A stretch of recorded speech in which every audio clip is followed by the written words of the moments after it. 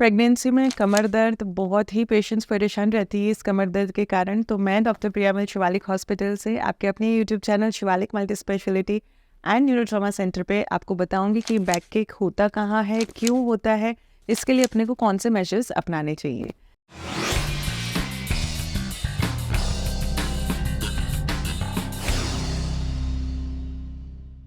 सबसे पहला कि बैक एक होता कहाँ पे है, ये वहाँ होता है जहाँ पे आपकी पेल्विस यानी कि जो कूल्हे की जो हड्डी होती है, जहाँ पे आपकी रीढ़ की हड्डी आपके पेल्विस से मिलती है, उस एरिया में आपको ये पेन मोस्टली प्रेगनेंसी वाला पाया जाता है। अब इसके कॉजेस क्या होते हैं? सबसे पहला है वेट गेन। हेल्दी प्रेगनेंसी में हर लेडी एक वेट गेन करती है जो कि नॉर्मली 11 से 13 किलो के बीच में होता है। कुछ लेडीज ज़्यादा भी गेन करती हैं, कुछ लेडीज कम भी गेन करती हैं।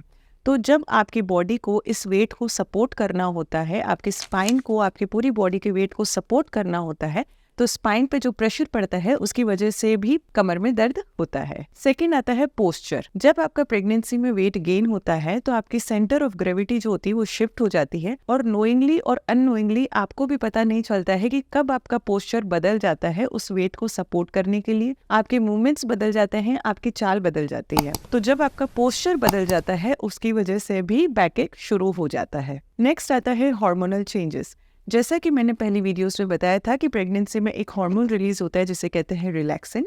ये हार्मोन पूरी बॉडी के जॉइंट्स को लूज करता है, रिलैक्स करता है, जिससे कि आपके बर्थ के जो प्रोसेस होता है उसमें आपको आसानी रहती है। तो यही हार्मोन जो रीढ़ की हड्डी को सपोर्ट करने वाले लिगामेंट्स होते हैं उनको भी रिलैक्स कर देता है, उनको भी लूज कर देता है, जिसकी वजह से भी लो बैक पेन हो सकता है।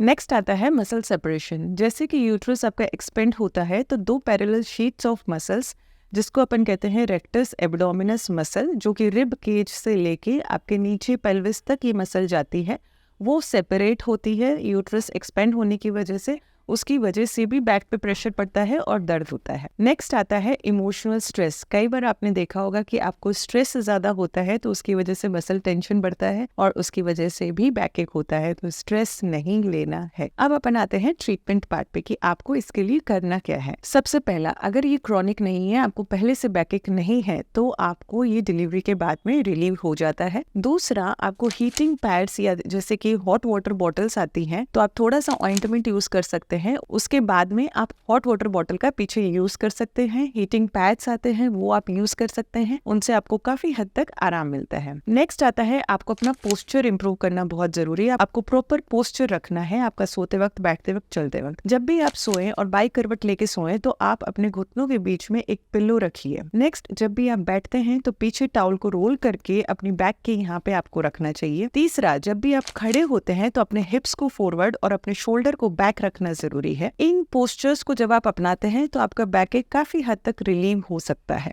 नेक्स्ट आता है स्ट्रेचिंग। 3 टाइप के स्ट्रेच में आपको बताऊंगी। बैकवर्ड स्ट्रेच एक होता है, वो आपको करना चाहिए। फिर लो बैक के लिए आपको स्ट्रेच करना चाहिए और तीसरा स्टैंडिंग पेल्विक टिल्ट, ये आपको करना चाहिए। ये स्ट्रेचिंग जब आप करेंगे तो आपको थोड़ा सा बैक एक में रिलैक्स मिलेगा। नेक्स्ट आती है काउंसलिंग। अगर आपका बैक पेन रिलेटेड है आपके इमोशनल स्ट्रेस से तो आपको प्रॉपर काउंसलिंग की जरूरत है, या तो आपके डॉक्टर से या आप किसी अपने दोस्त से अच्छे से बात कर सकते हैं। अपने स्ट्रेस को दूर करिए जिससे कि बैकिंग भी दूर हो जाए। अब मैं आपको बताऊंगी कुछ एक्सरसाइजेस, कुछ पोजीशंस या कुछ आसन जो आपको अपनाने चाहिए अपने बैकिंग में प्रेगनेंसी के दौरान, तो इससे आपको बैकिंग में काफ़ी रिलीफ मिलता है।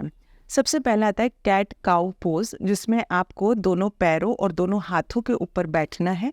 उसके बाद आपको सांस अंदर की तरफ खींचना है और फेस को ऊपर लेके जाना है। उसके बाद जब आप सांस वापस छोड़ें तब आपको वापस नीचे की तरफ नॉर्मल पोजीशन में आना है। नेक्स्ट आता है साइड बेंड। साइड बेंड में क्या आता है कि आपको अपने एक पैर को स्ट्रेच करना है और अपने दोनों हाथों को उस पैर की तरफ ले जाके उधर बेंड होना है। ऐसे ही आपको दूसरी साइड में भी करना है, इससे आपको काफी आराम मिलता है। तीसरा आता है ब्रिज पोज।